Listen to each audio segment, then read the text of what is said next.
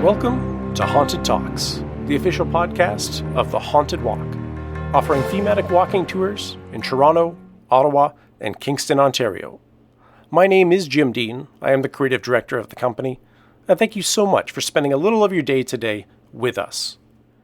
We have a fantastic interview lined up for you as we speak with Professor Dimitry Anastakis on his new book, Death in the Peaceable Kingdom, Canadian History since Confederation through Murder, Execution, Assassination, and Suicide.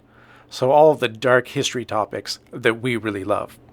We're going to be covering a little bit about the mysterious death of Canadian painter Tom Thomson, Canada's most notorious female bootlegger, and the day that a bomb went off in Centre Block on Parliament Hill. We are going to be giving away a copy of Professor Anastakis' book. And if you want to take part in the contest, all you have to do is go to our Instagram account, which is @HauntedWalk, and just find the photo of the book and like it. And that'll enter you into the contest. And we'll keep that open until Wednesday, August 5th at midnight. So anytime before then, feel free to jump on Instagram and like that photo, and you could win a free copy of this book, which is quite good. Please be sure to follow us on our other social media sites as well. We are on Facebook at facebook.com/hauntedwalk, and you can find us on Twitter @hauntedwalk. Special thank you to those of you who have recently been writing reviews for the show on iTunes. Thank you so much. It's very important for us to get those reviews to help get the show in front of as many people as possible.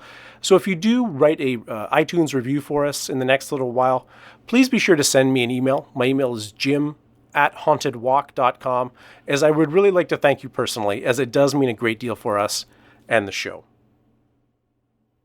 I would like to introduce today's guest, who is Dimitry Anastakis, who is a professor at Trent University. His work addresses the intersection of state, business, and politics, particularly in post-1945 Canada. He has published 8 books, including the one we're discussing today, Death in the Peaceable Kingdom, as well as Smart Globalization, the Canadian Business and Economic History Experience, and Autonomous State, the Struggle for a Canadian Car Industry. His work has also appeared in Business History Review, Michigan History Review, Urban History Review, and he's also published articles in The Walrus, The Toronto Star, The Globe and Mail, and The National Post. And we are just so excited to have you here with us today on the show. Professor Anastakis, welcome. Well, thanks, Jim. It's a pleasure for me to be here. First question I would have for you is as I said, this is really after our own hearts, as we've spent the last 20 years really sharing the darker history of Kingston, Ottawa, and Toronto. I'm curious what inspired you to write this book. Well, I am a Canadian historian, and oftentimes when I tell people what I do for a living, I'm inevitably met with, "Oh, Canadian history, that's not very interesting." And it always frustrated me because, as you know, there are so many aspects of Canadian history that are incredibly fascinating. And I'd been teaching a course, part of a course at Trent called 10 Days That Shook the World, which was all about different aspects of terrorism in world history. And I thought, I'd been giving a module on the assassination of Pierre Laporte during the FLQ and the October crisis. And I thought I could probably make a course just based on Canadian incidents of terrorism. And that kind of morphed into a course about murders and executions, assassinations, and suicide. And I developed it as part of my second-year course at Trent, and it seemed to very much strike a chord with students, and eventually the University of Toronto Press approached me to write a textbook based on the course, and lo and behold, the end result is this book. It's a great book, and I mean, certainly it could be used as a textbook, but even for the average reader, I think the stories or the cases are very accessible. So I think you did a really smart thing in presenting it that way. I'd be curious kind of your perspective on how history is taught in general in Canada. With our head office in Ottawa, we often see what we might kind of call historical whitewashing, particularly in the federal museums and institutions, where some of what we think are the best parts of history are often left out or really relegated for these more pristine images of our prime ministers and things like that. I'm kind of curious your perspective of how you see history being taught, and maybe any changes you think are positive changes that could be made to that. It's a great question, and I think that there's a bunch of different levels in how you can answer it. And the first thing I'd say is that not enough Canadian history is being taught in general. If you think about it, because the provinces are in control of education, they don't put a huge emphasis often on teaching Canadian history from a national perspective. And there's not a lot of courses. Here in Ontario, for instance, at the high school level, there's only one required course in Canadian history, and oftentimes it ends by the time you get to the First World War.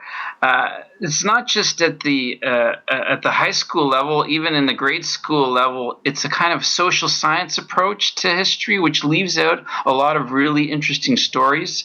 And then at university, no university requires a Canadian history course in Canada, which I think is a shame. It's a missed opportunity for us to learn about our own past.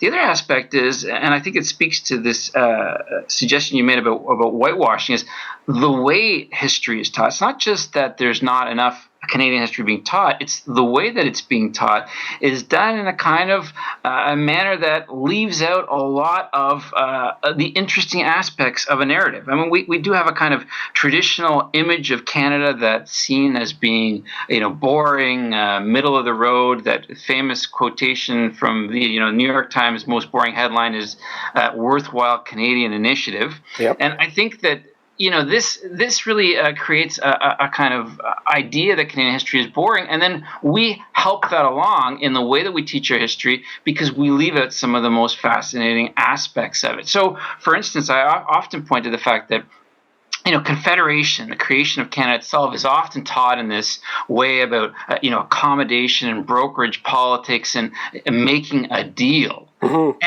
And it very much leaves out some of the more amazing and unbelievable aspects. Given in the 1860s, you've got, for instance, the Fenian raids that are going on. This is an incredibly violent period in Canadian history. You've got the assassination of D'Arcy McGee, which is the kickoff of my book and the course upon which it is based. And oftentimes that's kind of minimized. That's not seen as being the important part of the whole story. And you get this kind of, like you said, whitewashing effect of, maybe not whitewashing is the best term, but this kind of dampening effect of talking about some aspects of history that leave out the more dramatic things. And students and readers are interested in. And like I said, this is it is a textbook, but it's very much written for the general reader as well as the student. It's written in an accessible term to try to bring back some of those stories and make Canadians realize just how much of that there is in our history.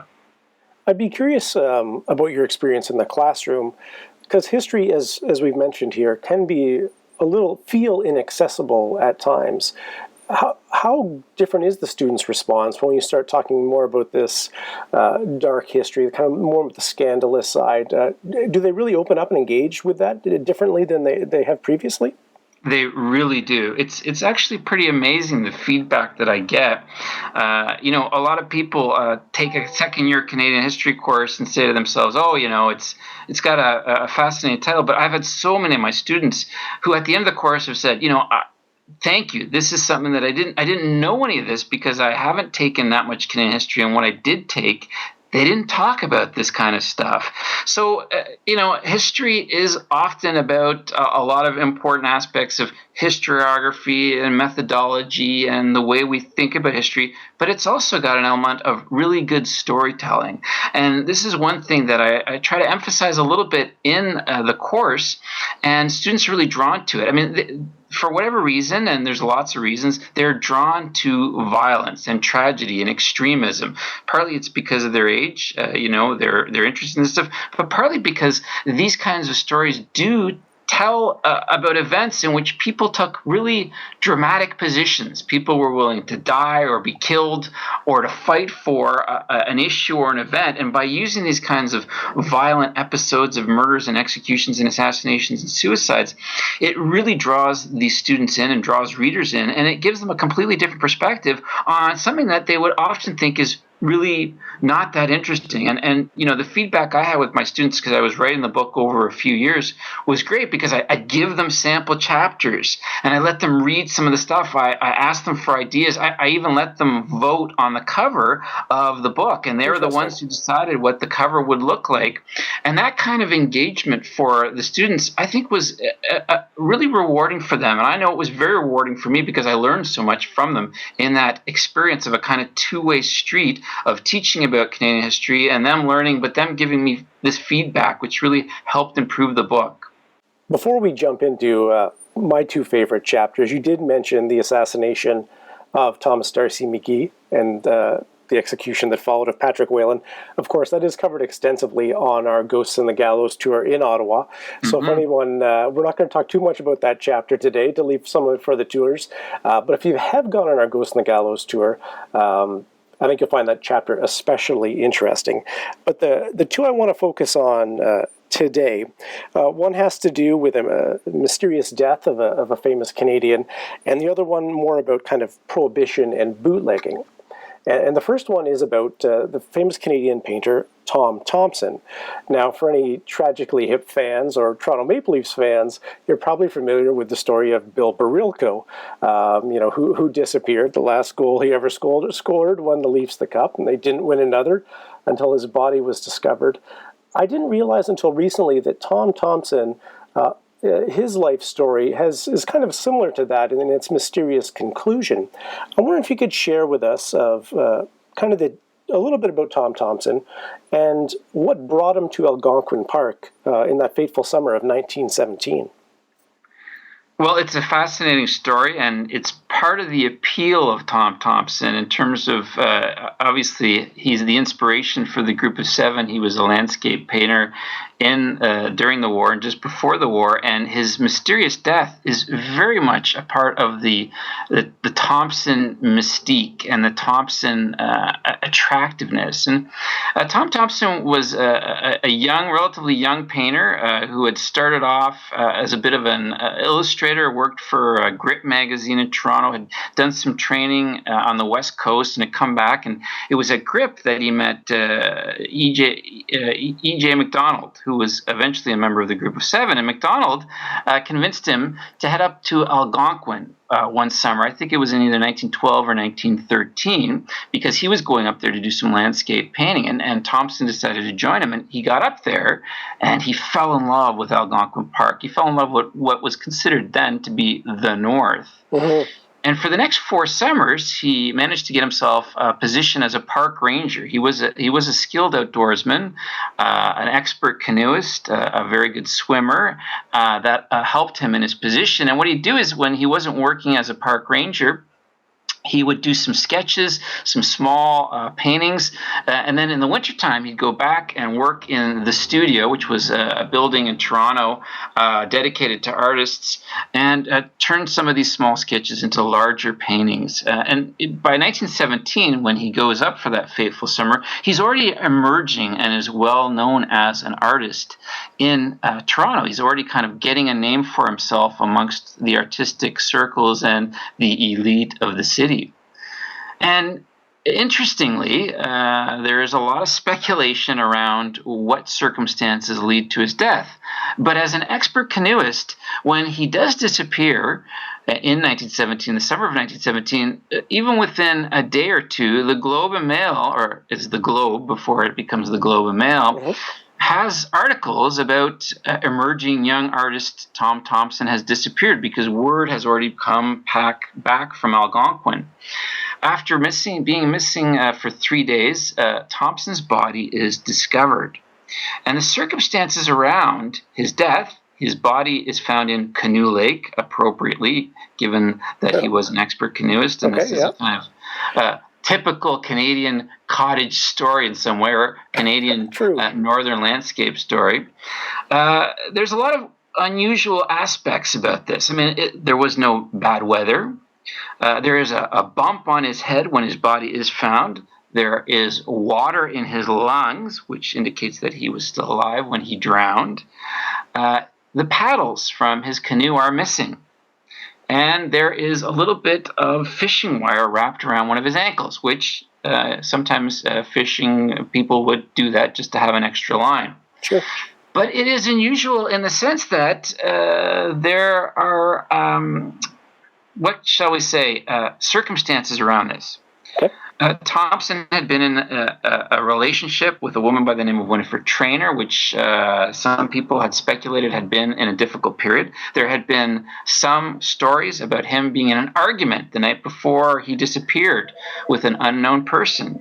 This was during the height of the war and wartime hysteria. There were rumors of German agents in Algonquin Park supposedly planning to sabotage railway connections between Ottawa and other parts of Ontario that might prove to be an interesting target.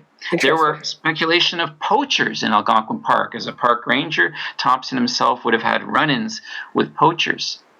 In any event, when his body is discovered, it leads to much controversy about how could this man have died. He was an expert canoeist, expert swimmer. And how long was his body missing for? How long did it take to find 3 him? days. Okay. 3 days on a relatively small lake. And then after his body is discovered, there are some even more unusual circumstances about what happens to the body. There are some rumors that although his body was buried initially, it was dug up and replaced with another body. Oh. This mystery starts in the 1920s and it continues on into the 1950s. The chapter in the book that I read about this includes a series of letters to the editor to the Toronto Star in which people who were eyewitnesses to the event try to refute the story that Tom Thompson's body is moved at some point after his death, even though there's a lot of evidence that indicates there is. There are government. Maybe if we can just step back a little bit there.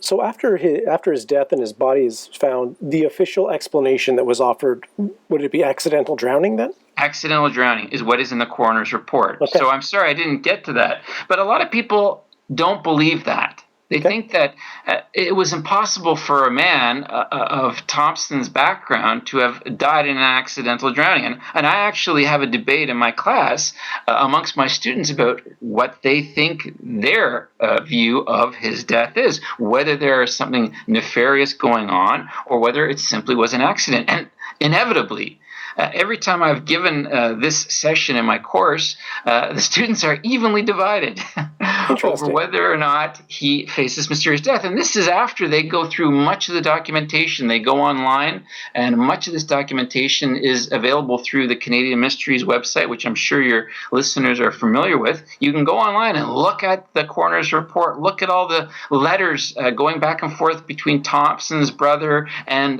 government officials. You can look at all the material around the very unusual circumstances of his death, and there is a lot of interesting and sometimes mysterious stuff there, including material around what happened to the body and where the body is actually buried and whether or not it was dug up. So did I read that he was first buried essentially right at Canoe Lake? Yes, and there's actually a marker there with a plaque which was put up by some of his colleagues, which is a memorial to him and his life. And then the body was transferred. And was that at a family request, or why was the body? As far as I recall, the body was transferred and he was buried in his family plot, which I think is in Owen Sound. Owen Sound, yeah. Okay. I could be wrong. I often sometimes confuse Billy Bishop, who was also, I think, Owen Sound, with Tom Thomson, many famous Canadians in this instance. In any event, whatever the details are, there's a lot of mystery surrounding this, and it continues on. And as I say to my students, it's very much added to the mystique of Thompson and his place in Canadian history. What amazes me the most, I will often remark to my students, that there's never been a full-blown feature film on Tom Thomson and his life and, more importantly, his death. I think it would make for an amazing kind of whodunit with a very compelling character. And there's more than enough great Canadian actors who I'm sure could play the role of the handsome and very compelling Tom Thomson character. That's a great idea. Absolutely. And one of the figures that really interests me in this case is Judge William Little, because he actually went to the original burial site, I believe, and conducted a dig there. Yes.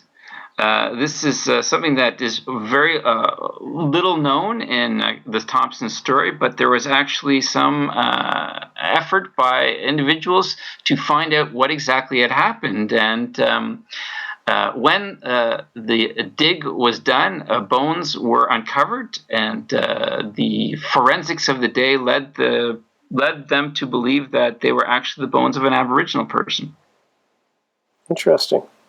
So we're left with kind of these theories, either accidental, murder perhaps by German saboteurs or other nefarious people in the area, or is suicide an option in this case as well? Was he? I think you mentioned some issues with a girlfriend or an acquaintance, or how was it? Was his work career? Did he have any issues there? Any depression or anything like that? Well, he did have a relationship with Winifred Traynor, and Roy McGregor, who's a columnist with the Globe and Mail, which many of you would know, has written a very good book about Winifred and Tom Thomson's relationship with her. Once in a while, one of my students will say, "I think it was suicide." But there's not a lot to indicate that he wasn't of sound mind or he was depressed in any way, shape, or form. There is a lot of mystery about this, but many people do come to the conclusion that it had to be an accident, that there's nothing more to it than he slipped and fell on a rock and drowned. But there are a lot of, as I said, unusual things that are attached to it. One of my students even posited a pretty crazy theory one time, which I don't know if she was being serious or she was joking, that Lauren Harris, who was jealous of Thompson's success already, plotted to kill him and make sure that he wouldn't surpass Lauren Harris's eventual success as one of the great painters of Canada. I don't put a lot of stock into that. I think it's kind of ridiculous, but it was a fun theory that was put forth by one of my students. And after you've gone through this evidence yourself, you've obviously read a lot of different, investigated a lot of different interpretations of what happened. Where do you kind of rest with your own opinion on Thompson's death? At the end of the day, there's a lot of unusual things that went on, but I think it probably the most logical explanation is that there was an accident, that something unfortunate happened. I think that there's a lot of light and heat. I mentioned a whole bunch of possibilities about what could have happened, but I think that he probably just fell down and hit himself in the head and drowned. I mean, I know that's not the most dramatic, but I will say this much. Even though I have that view, it's still an unusual set of circumstances around this. And though I've described them, and some of what I've described is a little bit complicated, it still leads one to wonder just what happened on that summer night in 1917. Absolutely. And if any of our listeners happen to be in Algonquin Park this summer, certainly snap a few photos for us, as we'd kind of like to see you there at the spot. I imagine it's a beautiful yet haunting place to visit. Let's move on and talk in a whole different vein, another side of the country, and that's about Philomena Lisandro, who is a female bootlegger whose life and times are very short and very tragic in some ways. What can you tell us about her and her kind of experience in this Prohibition era? Well, Philomena Lisandro is another completely fascinating story with a different tragic ending. She was executed, and I'll get to that in a moment. Amazingly, her story really gets going only a few years after Thompson's death. In the late 1910s and early 1920s, as many of your listeners will know, many provinces in Canada enacted prohibition. Which really led to a boom in bootlegging and rum running. Bootlegging being the creation of alcohol and rum running being the transport and sale of illegal alcohol. Philomena Lisandro's part in this story is a pretty amazing one in the sense that it's very typical of ordinary Canadians' experiences at this time, but also very atypical. She is part of this great immigration boom that comes to Canada between 1896 and 1911. Her family moves from Italy when she's a very young girl and moves to the Canadian West, where her father starts working in British Columbia. Then eventually they move to Alberta, working in coal mines. She is married off in an arranged marriage at the age of 14 to a young man in the town of Blairmore, Alberta. Yep. Her husband gets a job working for Emilio Picarello, who is Emperor Pick, as he's known, is a kind of showman entrepreneur in Blairmore, Alberta, where they settle. As part of Emperor Pick's businesses, he has a side business selling and transporting illegal alcohol during this Prohibition era. Well, Philomena Lisandro gets involved in this business, and it's an atypical story in the sense that she's part of the Roaring 20s, but what happens to her isn't typical for the ordinary woman. Philomena starts to work with Emilio's son, pretending to be a couple out on Sunday drives. In the era of the Roaring 20s, the car is really becoming an important aspect of this. And they're driving all across Alberta and British Columbia, basically delivering these illegal shipments of alcohol. Eventually, however, the cops catch on and start to stop and question some of these shipments. Well, Emperor Pick's son is stopped by the police during one of these exchanges, and he decides to try to escape from the police. He runs away. He's shot at by the police. Emperor Pick thinks that his son has been shot, goes to the police barracks with Philomena in the car, and basically confronts the police officer who had been chasing his son. Okay. What happens is that there's a gunfight during that moment, and shots are fired from the car in which Philomena is sitting, and the Constable Lawson, is killed during this incident. Basically, a police officer shot and killed, which at the time in the 1920s is a capital crime. Interesting. And did I read somewhere that there is some speculation that Philomena may have had a romantic relationship with Emperor Pick's son? Well, there may have been. It's very hard to nail down any actual fact about this instance because there's not a lot of documentary evidence. Some of your readers may have heard of an opera that was created just in the last 10 or 15 years by the name of Philomena, which is based on Philomena's life story, which I think at some point does insinuate a little bit of a romantic triangle, though I have not seen the opera, so I can't comment authoritatively on that. What does happen is that at times Philomena and Emperor Pick's son do pass themselves off as a couple in an effort to kind of make the police not think that they're doing what they're doing. After this incident in which Constable Lawson is killed, Emperor Pick and Philomena basically are on the run for a couple of days. There's a massive manhunt which generates national headlines, and eventually they are captured, and both of them are put on trial for the murder of Constable Lawson. Both Emperor Pick and Philomena are found guilty of the crime. And it really is a moment that generates a huge outpouring of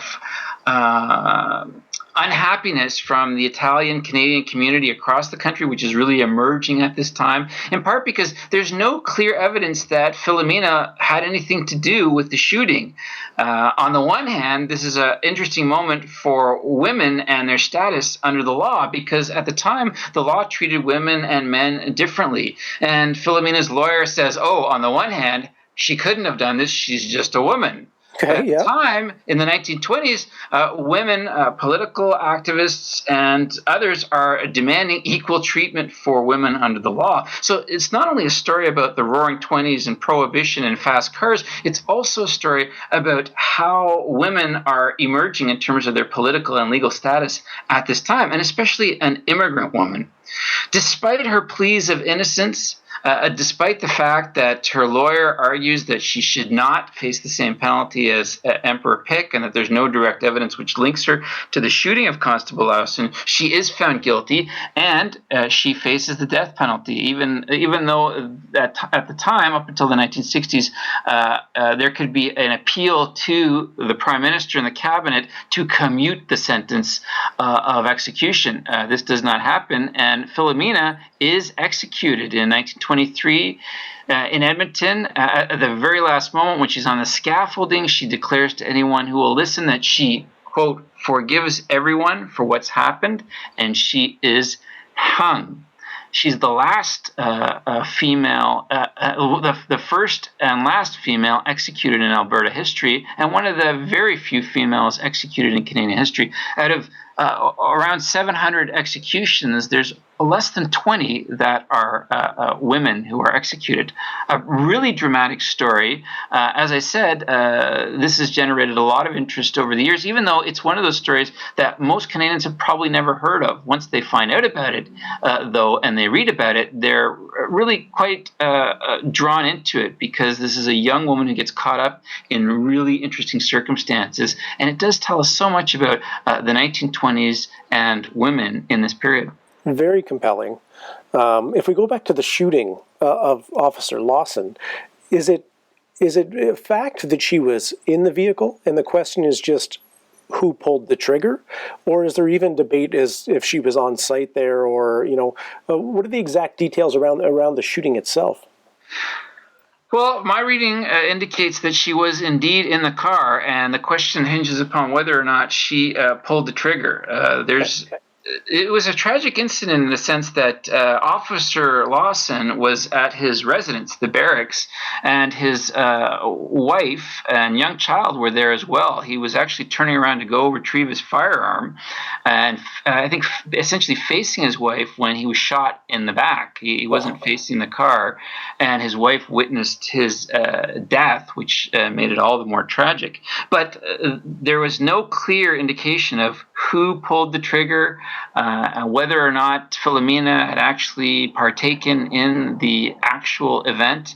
And there was a lot of circumstantial evidence around this. But the outrage against a police officer, a constable being gunned down in this manner was so great. The outrage was so great that the Crown prosecutors felt compelled to also include Philomena in the murder charge. Interesting. And was there anything else unusual in the court case itself? Well, I think the actions of Philomena's lawyer in terms of basically trying to use her female status as a way to get her off the hook, to exploit her so-called female frailty was a very interesting aspect, especially given the fact that Philomena clearly was not frail. I mean, this is a woman who willingly partook in a very dangerous, a very high-risk activity, and was not at all the kind of shrinking violet that was being portrayed. She was, in fact, quite capable, quite independent, had quite a bit of agency in terms of how she chose to act. It's one of the ironies that she was portrayed in this particular way when the reality is much different. I think the court case, which it was not an extraordinarily long court case, but was covered in great detail because so many Canadians were interested in it, is a story in its own right. It's something that I haven't focused as much in the chapter because I'm dealing with the broader implications of 1920s Canadian society and the role of women in it. But it's something that your listeners probably can dig around and find out a lot more about, because it is really a fascinating case.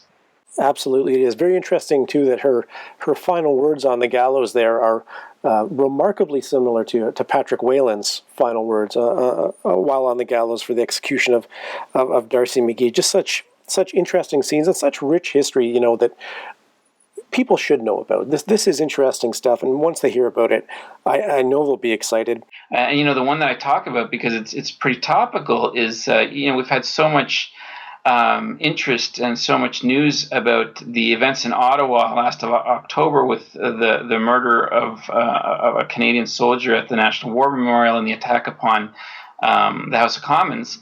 And I have a what I call a tragic tale, a murderous moment in the book, where I talk about a similar incident in 1966 in which a mentally unstable individual had a dynamite bomb, which he took to the House of Commons and planned to throw down from the gallery into the floor of the House of Commons and kill Prime Minister Pearson.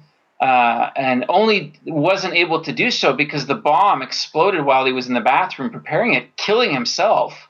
But if 5 minutes had passed, he probably would have killed dozens of children who were in the public galleries, if not killed the Prime Minister. This is a kind of amazing story of an attack upon Parliament Hill that Canadians have never heard of. And it's something that I want to talk about because we kept hearing this refrain after what happened in October about, oh, this is so shocking, this is unprecedented, this is something that's never happened. But in fact, it's happened more than once that there have been attacks on seats of government. And there's something that goes on in the book in 2 or 3 cases like that. That's incredible. I mean, I can almost see the Peace Tower right from my window right now, and I've lived in Ottawa quite a time, but I had never heard that particular story. When the bomb went off, was he in Parliament at that time in the washroom, or was he? Yeah, he was in a bathroom. He was in a bathroom just adjacent to the public galleries, and the only reason that he didn't kill a whole bunch of people is the bathroom doors are like he was in a stall, and the bathroom doors are very, very thick. But the bomb went off. And it startled so many people who were in the House of Commons on the floor of the House of Commons. They ended up getting rid of everybody and evacuating them. But MPs who were on the scene said when they got to the bathroom, it had been obliterated. And there was virtually nothing left of this individual, Paul-Joseph Chartier, who, as I said, had a history of mental illness and had gone through some serious ups and downs in terms of his financial life and his relationship life, and left behind a long series of letters and documentation in which he talked about his motivation for doing this. I mean, obviously he was deranged, but one of the reasons that he had decided to do this is that there had been a recent high-profile court decision around gay rights, and that there was a movement towards decriminalizing homosexuality, and he was very much against this. So the context of this story is much broader than one lone individual who is deranged, though that's the basis of it. It's also reflective of a lot of societal changes that are going on in Canada at the time. And, if you ask 100 Canadians, I bet you 99 of them have never heard of this story. Uh-huh. And, even in the news reporting after what happened in October, there was no discussion of this incident. And there had been other incidents. As we know, Darcy McGee is shot down on Sparks Street, mere steps from Parliament Hill. Yep. He'd been giving a speech in the Commons after he was shot. There are other incidents of individuals driving their vehicles right up the steps of the Peace Tower. There was another incident that happened where a hostage taker basically had a bus full of hostages on the grounds of Parliament Hill. That happened in the mid-1980s. A lot of people don't remember these incidents, and it's partly a consequence of the fact that we don't teach it, partly a consequence of we have a very short memory span collectively, partly a consequence of the fact that we're inundated with lots of popular culture and popular history from other places, but don't spend a lot of time talking of our own. And I'll give you just one other example of this. Sure. In 1984, and this is far better known, there's an attack on the National Assembly in Quebec, mm-hmm. which a gunman, Denis Lortie, kills a number of 3 people and takes hostages, and is only talked down by the sergeant-at-arms who does this amazing heroic act and averts more death. That's an amazing story in and of itself, and many Canadians, again, have never heard of this. It is incredible. So many stories we haven't heard. Maybe just a final question. In writing the book, has your perspective on Canadian culture, I guess present-day Canadian culture, changed at all into how we view these kind of tragic or dark events? Was there any fresh perspective you were able to gain in that vein?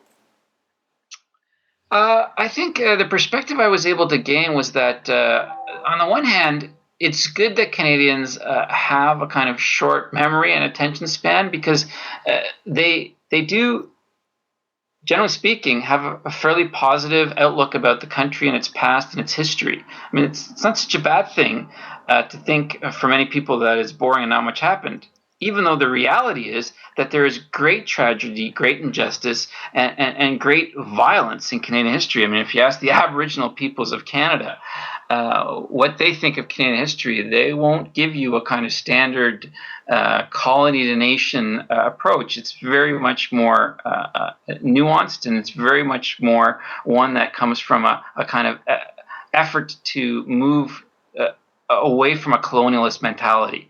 And on the one hand, you think it's good that Canadians have a positive look about their past, but on the other hand, it's unrealistic. Mm-hmm. And we need, as historians and people who are interested in history, we need people to be reminded of these incidents, because they point out the injustices, they point out the unfairness, they point out the inequality, they point out the fact that, it's not all this happy-go-lucky, very pleasant path of progress, that there's a lot of unfairness, inequality, injustice, and violence, and that when we come to terms with our past a little bit more realistically, we can think about and talk about and relate to Canadians more effectively, because we're actually speaking to the past in a way that allows us to truly understand our present. A huge thank you to Professor Anastakis for joining us on the episode today. I found the conversation extremely interesting and fascinating. A quick reminder, the title of his book is Death in the Peaceable Kingdom: Canadian History Since Confederation Through Murder, Execution, Assassination, and Suicide. And we're going to be linking to his book on Amazon. If you want to go to our website, which is hauntedwalk.com/podcasts, you can find the link there directly to it. Quick reminder, we are going to give away one copy of the book to a lucky winner. And to enter the contest, all you have to do is go to our Instagram account, which is @hauntedwalk, find the photo of the book, and like it before Wednesday, August 5th at midnight. And we'll select a lucky winner the next day. Huge thank you to Professor Anastakis for joining us, and thank you for listening to today's episode. Until we meet again, sweet dreams.